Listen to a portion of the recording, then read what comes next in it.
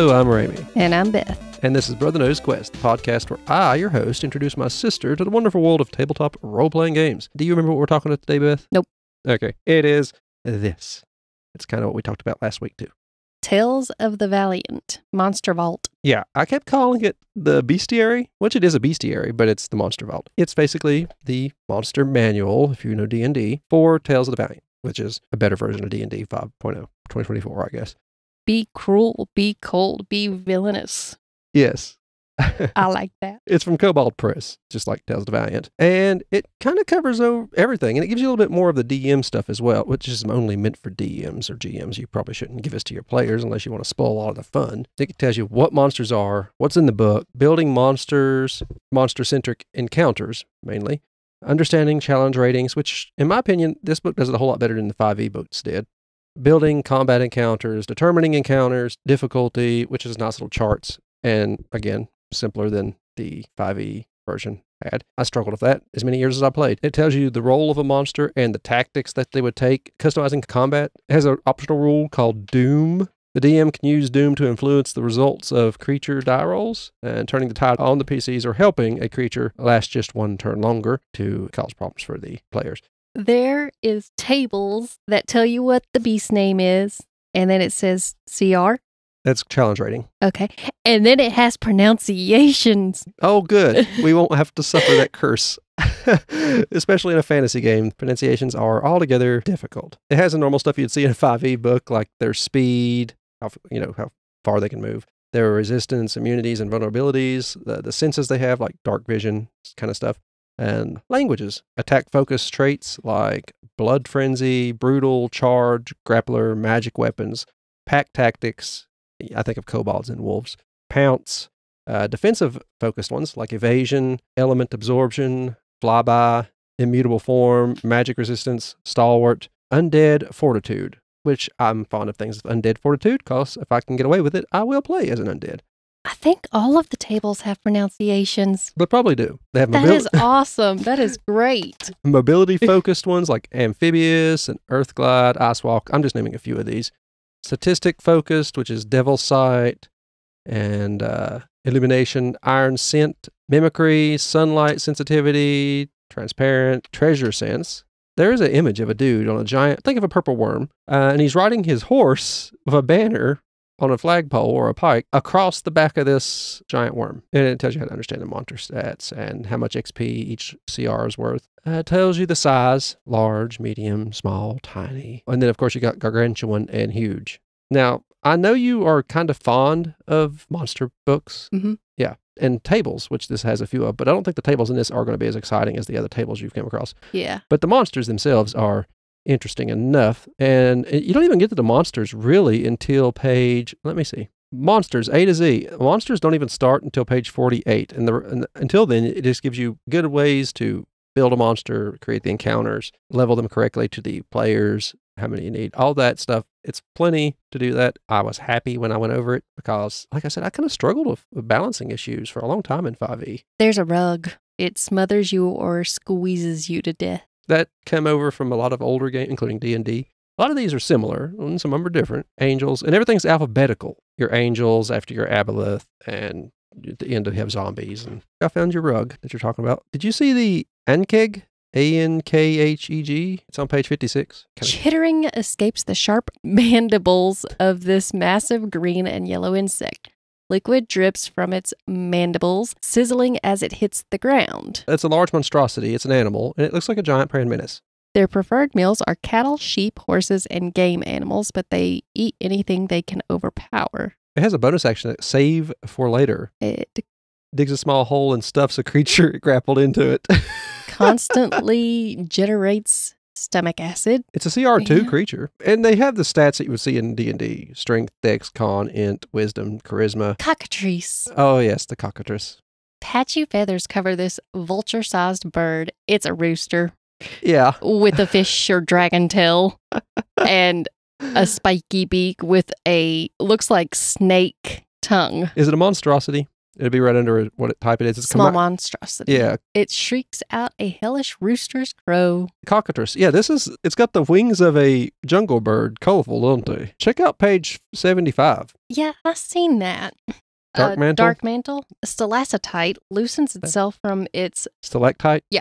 The stalactite loosens itself from its mooring and spreads out a fleshy membrane in anticipation of engulfing prey. I thought it was an octopus or some sort of sea creature. It looks like a stalactite hanging from the ceiling of a cave until it opens up and just kind of consumes you with its umbrella-shaped membrane with claws at the ends and lots of teeth in the center. Yeah, it's a CR 1/2. Small monstrosity. But you get enough of them, I'm sure you'd have a problem. And it'd be terrifying for somebody who's never encountered them in the game before. A death dog. A two-headed Anubis-looking doggy. The Death Knight. I love Death Knight. And they're scary monsters, like the scarier ones you see in some games, like Lich and Death Knights. They look so much more menacing in this than I have seen in the 5e books. Yeah. Oh, I'm in the dinosaur section. I figured you'd get to that point. Lots of demons. Yeah, there's lots of demons. Oh, a dragon turtle. Oh, yes. They're kind of scattered about in different books, too. They're common occurrences. Its abdomen glows red before it breathes out and transforms seawater into superheated steam. Well, that sounds unpleasant. Yeah. I think it's steaming a dolphin in this picture. Oh, no. Look at page 84 and explain what that is. A tree bark? Demon husk? The formless pile of desiccated hide and broken scales slowly twists and writhes across the ground like a sheet of canvas in the wind. As it draws closer, a guttural syllabic echo drones in a psychic reverberation? Yeah, it looks like a scab made of skin and scales and... Gross. Yeah, it's just a horrible looking thing. I like the turtle that could steam my vegetables, though. Well, yeah, why not? Why not go for the turtle? There's another praying mantis creature. Is it a demon? Yeah, it's a Murphine demon. Looks just like a praying mantis with a scorpion's tail. They have some of the pretty void dragons, too. Ooh, they got some pretty white dragons, also. Are they void and white dragons? Silver. Okay. There's the chain Ancient devil. silver. The chain devil in this looks like a female wearing a mask, no skin. It's all chain. There's white ones, too. White dragons, they're for cold areas, I'm sure. Before you go any farther, go to page 101 and explain the image of the imp and what it's doing. It's farting. I do believe it is. The miniature red-skinned devil cackles with glee as it flaps around on feathered wings, snatching up and smashing random trinkets. That's not what it's doing. I thought maybe that it was supposed to be its wings flapping causing that, but there is no chance that coming out from under his loincloth is a wing flap gust. They like to prank. Well, that's what he's doing then. A flyby. That's the best looking imp I've seen, though. Yeah. He's not like green or anything. He's art's red skinned, got the claws of a hawk on his feet, a scorpion style tail, harpy style wings, 4 eyes, long pointy horns, with some, it looks like shaved off horns in front of those, pointy vampire style front teeth, 5 fingers with little claws, and a loincloth. And he apparently has gas. Velociraptor. It gave it feathers. Good for them. Uh-huh. The Flinder Beast is really pretty. Let's see. It's a feathered lizard. Oh, wow. It's a blue lizard with blue to red feathers on its neck that stick out, kind of like the one from Jurassic Park. It looks like it could glide, maybe. I don't know. Apparently it disappears. Oh, it just turns invisible. Well, let's see what it is. It's a fae. That makes more sense. It's a colorful lizard.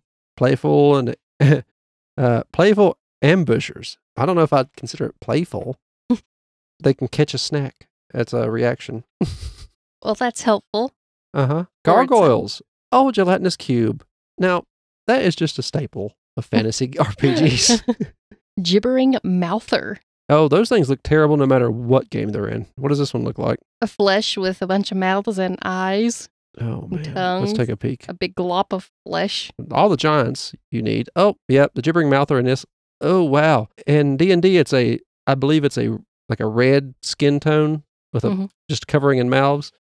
This looks like you've taken dentures with long pointy tongues that stuck it in them, and then taken some melted flesh, popped some eyeballs in it, and covered it in those dentures and messed up teeth and tongues. Ew, that is the worst. You have plenty of gnolls, lots of different types of them if you need those. Hobgoblins, different golems. stone, clay, and The hippocampus is pretty. It's a horse fish. where did I first see that? Percy Jackson. Harpies, hags, hellhounds. A big flying beehive creature. They do have hippogriffs in here. Read about the hive bound. A reptilian creature flies on shimmering wings, always surrounded by a drone of insects. A beehive covers its head as if grown there, and it exhales a swarm of angry bees. Lovely. To hell with that.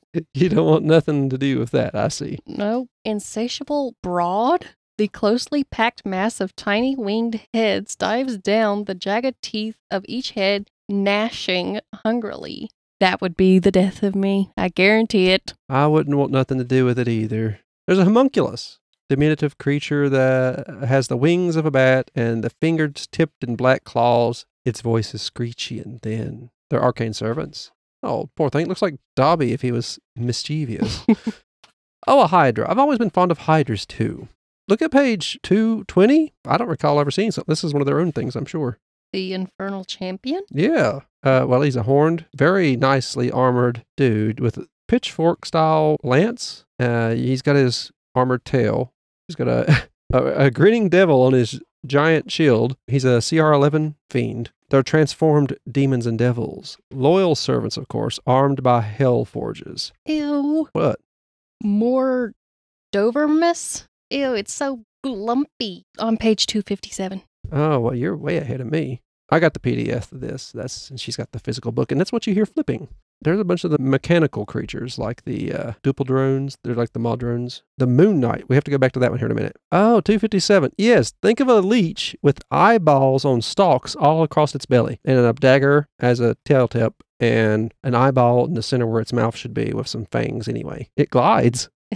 Aberration. I think those are teeth, not eyes on it, those little tentacly things he moves with. They're round. It says its powerful gaze can leave prey transfixed as it slithers closer, and its tail ends in a barbed stinger to kill transfixed prey. On its underside are dozens of retractable, segmented, hollow tubes, each tipped with gnawing, envenomed teeth. Okay, so think of these tubes that come out of its stomach all over the place. Their toxins liquefies flesh. And what I thought was eyes are actually two sets of teeth that chew. Uh-huh. That's why I thought they were eyes, because there's a black line in the middle. Yeah. Okay, that's even worse. And then it slurps up its prey after it liquefies its flesh. Ooh, that is through the worst. tubes after wrapping around the prey. And they glide. They're just hovering about out there. Ooh, that's awful. Yeah. Now go back one page to the Moon Knight and read about this guy, because that thing is, it's a fae, medium fae, and it looks half ethereal, but the rest is physical armor. A being of pure moonlight clad in tarnished armor creates a sword of pale light from its hand. It then raises its shield to better display the symbol of a crescent moon glinting on the shield's surface. Yes, it has the sword of the moon. It +7 to hit, a 5-foot reach. It does 1d8 +4 slashing damage and 2d6 radiant damage. Shield Bash, Moonfire, which is a ranged spell attack, and a Moonlight Step, which kind of teleports it about. It's a transformed fae. It's kind of like the same thing that the demons had. There's a mummy. Everybody likes mummies. Go to 261. Oh, yeah, there's another one on the next page. Yeah, that's the Myconids, whatever. Mushrooms. The mushroom folk, yeah. They're cute. And an owlbear. I love owlbears. Oh, gross. In the Nagas section, the Asian... Are you talking about the big snake? Yeah, the snake with the demon skull? Creature people. They have an undead one, which is even scarier. Oh. Did you see that too? Yeah. It's a spirit Naga, and it's got a skull with a little patch of hair on top of his head. Looks like something Eustace Banks would have to fight. There's a bird carrying an elephant. That's not a normal bird. A colossal raptor descends from the sky. Its expensive wings... Expansive, not expensive. Say, I was wondering, what do you mean expensive? No, its expansive wings blocking out the sun and its thunderous shriek echoing off the mountainsides. Oh, they have robots. Yeah, they have robots. Well, it's just like normal robots, technical creatures. That's nice. Oh, yeah, you're right. That giant, it's a rock. It's carrying off an elephant. It's a gargantuan monstrosity. It's the size of an elder dragon. They have the roper, which is another cave creature that looks like part of the cave until it eats you. They have the rust monsters, a void piper. They have fungus people. Bloat Blossom is what they're called. They look like on Pirates of the Caribbean, the crew of Davy Jones. Oh, yeah. Yeah, that's kind of what he looks like. Sporeborn. A low hiss emits from the shambling form, crawling with fleshy fungal growth. Oh, it's an infection. It's kind of like you get in The Last of Us. So it's a type of zombification. Oh, it gets worse. Ooh. The second one down has a lot more growth. Looks like what do you call them, clickers in that show? Oh, that's the one I was looking at. I didn't even see the first one. Yeah, he's got like growth. Yeah. It's kind of like what the Flood does. It's molding him into the perfect weapon in Halo. Starcrow? What is a Starcrow, Beth? It's 305. A tiny pulsing mote weaves through the night as it approaches its phosphorescent I don't know what that is. Glow slowly dims into blackness. Seconds later, the thing erupts with a blinding flash. It's a star. They're formless alien beings that lack sentience or emotion. It looks like a flash. They're aberrations, have natural armor. They're a 1/4 challenge rating. Unicorn. They have illumination, of course, a radiant touch, and they can share their thoughts with you. Oh, and as a bonus action, they can blind you with a burst of light.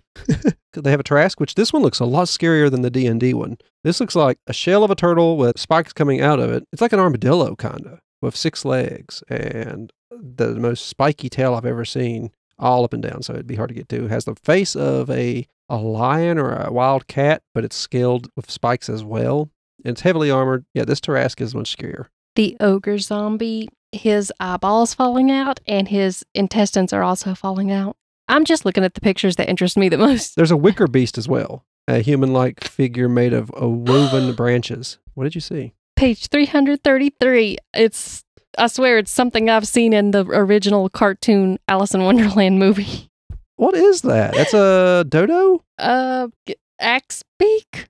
Yeah, its face looks like an axe, so it's an axe beak. It's a colorful bird, and I swear there was it's a mount. on Alice in Wonderland. They actually had a dodo in Alice in Wonderland, so that's probably what you're thinking of. This looks a lot like a giant I think dodo. they had like hammers instead of this axe beak, though. I think there was hammers on those birds in Alice in Wonderland. I don't know if you're talking about the live action or the cartoons. The cartoon. Oh, I haven't watched it since I was 14, so I don't remember. I do remember the walrus and the clams. Yeah. I like the sci-fi version Alice better, though, than any of them. Oh, that was not bad, yeah. And I'm a Johnny Depp fan, so. Yeah. Oh, giant centipede. And you know, as a person who had wanted to get a giant centipede to raise, finding one in real life as big as a horse, I would just know I'm doomed. I think someone confused Inuyasha for a giant centipede once. Yeah. Yeah. There was a lot of those in that show, though. Yeah. That's because they know how dangerous they really are. There's an owl that can pick up a sheep. A giant owl. I love owls. And this sheep is just like, well, nobody's going to stop this. It's just looking straight ahead at us as the owl's staring it down, coming in from behind to snatch it. Yeah, the sheep has no idea that the owl's there. It looks so helpless. Poor sheep. I love owls. I wouldn't care. There's a giant rat. There's a pony and a piranha. Oh, sorry. Diseased rats. Oh, yeah. This thing has scars all over its face, doesn't it? It's eating a bone, and it's standing up with human-like hands. It is creepy. There's a lot of good things in here. How many pages are there if you go? Because they have a good... also, these are arranged alphabetically, and they have appendix creatures by tags, like Deva, Planetar, Solitar, animals, golems. They're all arranged with a page number. And then they have appendix creatures by terrain, where you'd find them, which is also covered in the front of the book, where they can cover the terrain you'd find things in. So grasslands, creatures, hills, tells you there, and their challenge rating. Then that's about as far as it goes. But there's so many different types of appendices that it makes it easier to navigate. Do you want me to count the appendix, or do you want me to The last monster. Last monster, 371. Okay, that's plenty. And if the first 40-some pages are also just... how to use the book, but there are very useful things in there about how to use the book. From what I've seen, I've referred this over a lot of other ones I've seen, no matter what system. I think this would be a fitting replacement for my 5e stuff, which I have moved to a lower shelf. I call it the shelf of shame. Cypher system and Tales of the Valiant stuff is up near the top, followed by my Fallout stuff. Now, given that this is all GM-facing stuff you went through today, does it change your opinion of Tales of the Valiant? Would you still rather play this than 5e? Or would it matter? You wouldn't care because the monsters are something you wouldn't know about anyway. Yeah. I mean, There were some interesting ones in here. There was a lot of basic ones as well. Well, that's the point. You couldn't, the things that aren't copyrighted by Wizards, of course they can put them in here. So, but there were some interesting, like... what if somebody copyrighted zombie? Imagine all the good things we wouldn't have. Yeah. Yeah. If The first few seasons of The Walking Dead, only the first few. I didn't even much care for that. There's too much talking and not enough zombie. That's because in real life, I do believe the remains of humanity would be more dangerous than the zombies to the people who survived. Yeah, I think that would probably be the case in many situations like that. Again, I'm happy I made this purchase. I bought it with my own money, so nobody sent me this. I need to keep saying that because I always talk highly of things. If I was watching this or listening to this, I'd be like, well, he's just really favoring everything to sell them on his affiliate links. No, I just bought them, and I wouldn't buy them if I didn't already know I was going to probably enjoy it. That's how that goes. Did you find anything in here particularly you did like as a creature? I know there's dinosaurs, but we hardly even talked about those.